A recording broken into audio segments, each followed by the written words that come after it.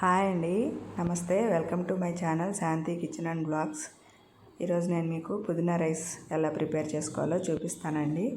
చాలా టేస్ట్గా ఉంటుంది, ట్రై చేయండి ఒకసారి. ఇలాగా ఫస్ట్ పుదీనా ఇలా మొత్తం ఆకులుగా తుంచేసుకొని పక్కన పెట్టుకోవాలండి. కాడలు వేసుకోకండి, ఓన్లీ ఆకులు ఒలిచి ఇలా పక్కన పెట్టుకోండి. నీట్గా మొత్తం ఒలుచుకున్న తర్వాత ఇదంతా గిన్నెలో వేసుకొని నీట్గా వాష్ చేసుకోండి.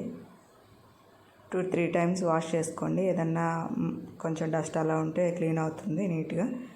కొంచెం సాల్ట్, క్రిస్టల్ సాల్ట్ వేసుకొని వాష్ చేసుకుంటే ఇంకా మంచిది. ఇప్పుడు పొయ్యి మీద కుక్కర్ గిన్నె ఒకటి పెట్టుకొని దాంట్లో కొంచెం ఆయిల్ వేసుకుంటాము.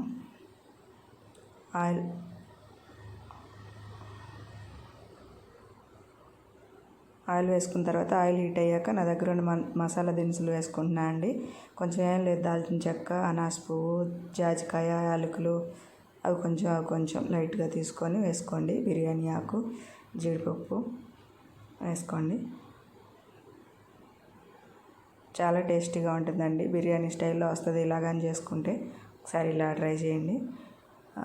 నేను కసూరి మేతి వేస్తాను.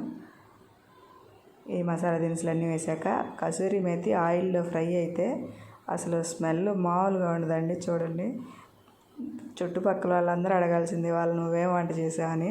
అంత మంచి స్మెల్ వస్తుంది. కావాలంటే ఈసారి ఎప్పుడైనా ట్రై చేయండి. ఈ మసాలా దినుసులు ఫ్రై అయిన తర్వాత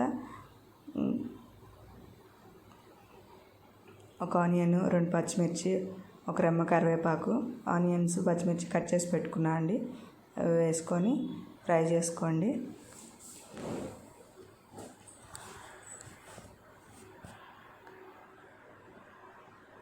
ఆనియన్స్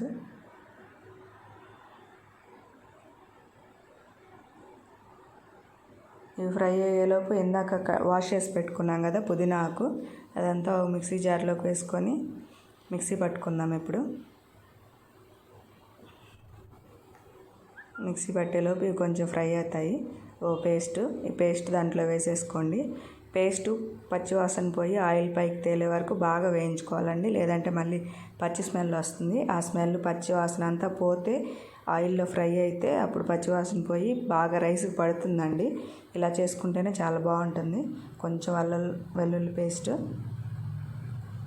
కొంచెం వేసుకోండి, కొంచెం గరం మసాలా,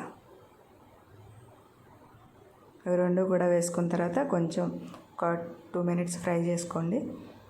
అల్లం వెల్లుల్లి పేస్ట్ పచ్చివాసన కానీ, పుదీనా గ్రేవీ పచ్చివాసన కానీ మొత్తం పోయి ఆయిల్లో ఫ్రై అవుతాయండి నీట్గా.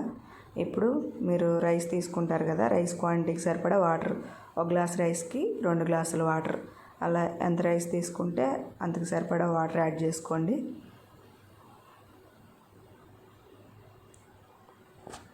దీంట్లో కొంచెం రుచికి సరిపడా సాల్ట్ అండి. మీరు రైస్ని బట్టి, ఆల్రెడీ వంట చేసే వాళ్ళకి అర్థమైపోతుంది. తర్వాత రైస్ కూడా వేసేసుకోండి. అదే కడిగి నానబెట్టుకున్నానండి నేను ఆ రైస్ కూడా యాడ్ చేసుకోండి. యాడ్ చేసి ఒకసారి అలా కలబెట్టుకొని మూత పెట్టేసి వదిలేయండి పక్కన. చూడండి, ఉడుకుతూ ఉంది. అలా ఉడికేటప్పుడు మధ్యలో ఒకసారి అడ్జస్ట్ చేసుకోండి, లేదంటే ఆ మసాలా దినుసులు, బిర్యానీ ఆకులు అన్నీ పైకి వచ్చి తేలుతూ ఉంటాయి. ఒకసారి సగం పైన ఉడికిన తర్వాత అట్లా అడ్జస్ట్ చేసుకున్నామంటే ఈవెన్గా స్ప్రెడ్ అయ్యిద్ది రైస్ అంతా. చూడండి, ఉడికిపోయింది. ఒక్కసారి సైడ్ని అలా చూస్తే వాటర్ కూడా ఏమి ఉండదు. సిమ్లో పెట్టుకోండి ఫస్ట్, అలా కలబెట్టుకున్న తర్వాత ఒక 3 మినిట్స్ కల్లా అయిపోతుంది. సైడ్ వాటర్ కూడా ఏం లేదు. స్టవ్ ఆపేసుకోండి, ఇంకా వేడివేడిగా సర్వ్ చేసుకోండి ప్లేట్లో. పుదీనా రైస్ హెల్త్కి కూడా చాలా మంచిదండి. ఇలా చేసి పెట్టండి, బిర్యానీ స్టైల్లో ఉంటుంది. పిల్లలు కూడా చాలా ఇష్టంగా తింటారు, టేస్టీగా కూడా ఉంటుంది.